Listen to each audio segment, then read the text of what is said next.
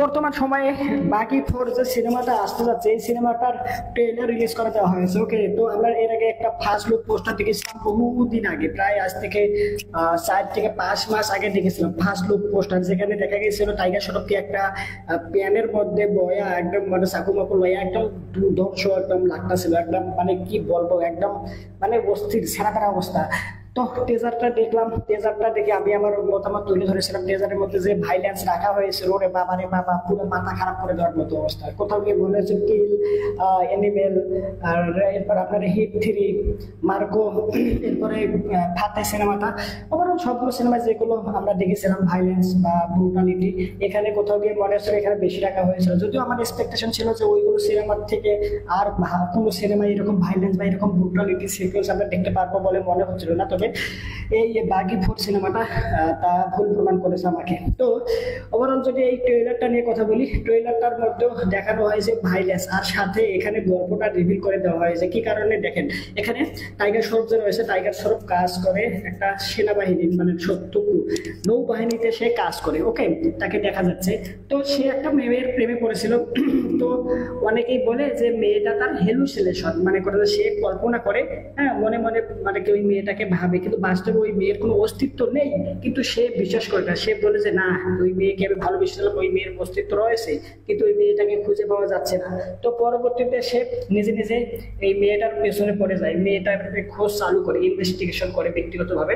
বেশ কিছু fight sequence, বেশ কিছু ভাইলেন্স অ্যান্ড ব্রুটালিটির সাথে আমরা বেশ কিছু ক্লিপস দেখতে পেরেছি, বেশ কিছু সিকুয়েন্স একদম দুর্দান্তভাবে প্লে করেছে। ওকে, তো পরবর্তীতে এন্ট্রি হয় সঞ্জয় দত্ত। ওকে, সঞ্জয় দত্ত একটা মেয়েকে দেখা যায় বাঘের সামনে বাইন্দা রাখছে, কি কারণে রাখছে আমি জানি না।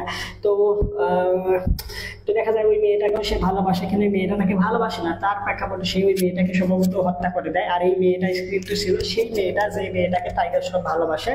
আর অনেকেই বলে যে এই মেয়েটার কোনো অস্তিত্ব নেই, কিন্তু বাস্তবে সেই মেয়েটাকে সঞ্জয় দত্ত হত্যা করেছে। এখন তাদের মধ্যে হবে ক্লাশ, তাদের মধ্যে শুরু হবে লড়াই। এখন ভাই এদিকে বাঘি আর থুকু টাইগার শ্রফ, ওকে, সে তার নামে যেমন টাইগার, আর এই সিনেমার ফ্রাঞ্চাইজি রয়েছে এটা হলো বাঘি। ওকে, বাঘ মানে হলো টাইগার, টাইগার মানে বাঘ। ওকে, তো এই যে বাঘে আর সঞ্জয় দত্তের লড়াই শুরু হবে। তো এখানে যদি আমি ওভারঅল বলি, সত্যিকার অর্থে এখানে যেগুলো ভাইলেন্স রাখা হয়েছে, ভাইলেন্স অ্যান্ড ব্রুটালিটি যেভাবে সিকুয়েন্স গুলো এসেছে একটার পর একটা, সত্যিকার অর্থে আমাকে মানে মুগ্ধ করে দিয়েছে। কি কারণে আমি তো ভাবলাম, প্রথমে বলে দিলাম যে এর থেকে মার্কো, এনিমেল, হিট থ্রি, কিল, এগুলো সিনেমার থেকে ভাইলেন্স অন্য কোনো মানে বেটার থাকবে তা তো আমি ভাবিনি। তবে এখানে ফিল করে দিয়েছে ওইগুলো সিনেমা বাঘের ফোরের কাছে। ওকে, আর এখানে সিনেমাটোগ্রাফি, কালার গ্রেডিং আর ভিজুয়ালি দেখতে দুর্দান্ত লাগে। আর এখানে আমি দেখেছি সাজেদ নাডিয়াডালার যে প্রোডাকশন হাউসের মাধ্যমে যেগুলো মুভি নির্মাণ হয়, তাদের মনে করে কালার গ্রেডিং, সিনেমাটোগ্রাফি মানে একদম ঝকঝকা চকচকা থাকে প্রত্যেকটা সিনেমায়। আর এই সিনেমাটার ক্ষেত্রেও ব্যতিক্রম না, এই সিনেমাটার মধ্যে একদম দেখতে একদম ভিজুয়ালি একদম মারাত্মক লাগে। ওকে, আর এখানে যদি অভিনয়ের কথা বলি তাহলে Sanjay Dutt and tiger, okay, tiger শ্রফকে দেখি কেন জানি না ওভারঅল একই রকম লাগে। ওকে, মানে প্রত্যেকটা সিনেমার মধ্যে তাদের লুক প্রায় একই রকম, তার অ্যাক্টিং পুরো একই রকম, ফাইট সিকোয়েন্স গুলো একই রকম, খালি উল্টো দুটো মারফল উঠতেছে মারতেছে ফাটতেছে, মানে একই রকম লাগে। আর সঞ্জয় দত্তের কথা কি বলবো, সে ভালো অভিনেতা ঠিক আছে, তার ক্ষেত্রে কিন্তু একই রকম হয়ে যাচ্ছে। আর সে যে ওই মেয়েটাকে ভালোবাসে, সেটা কোথাও গিয়ে এখানে যে তার যে লুক দেওয়া হয়েছে সেটা ঠিক বোঝা যাচ্ছে। ঠিক আছে, সে মানে বেশি বয়স্ক যে হয়েছে, তার বয়স প্রায় অলমোস্ট 50-60-এর মতো চলে গেছে, তার বেশি হবে সম্ভবত। তবে এখানে তাকে যেভাবে লুক দেওয়া হয়েছে, সত্যি করতে মনে হয় যে হ্যাঁ, সে একটা মেয়ের প্রেমে পড়তে পারে, প্রেমে পড়ার মতো তার বয়স রয়েছে।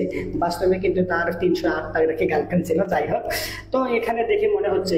আর এদিকে যদি তারকে যদি আমরা কল্পনা করি মানে অন্যভাবে দেখি, তাহলে আমার কাছে যদি আমি মনে মনে ভাবি যে তাই সঞ্জয় দত্ত একটা মেয়ের প্রেমে পড়লো, ওকে, সিনেমার মধ্যে গল্পটা দেখানো হচ্ছে, তাহলে কেমন জানি না আমার অড লাগে, মানে গ্রহণযোগ্য বলে মনে হয় না।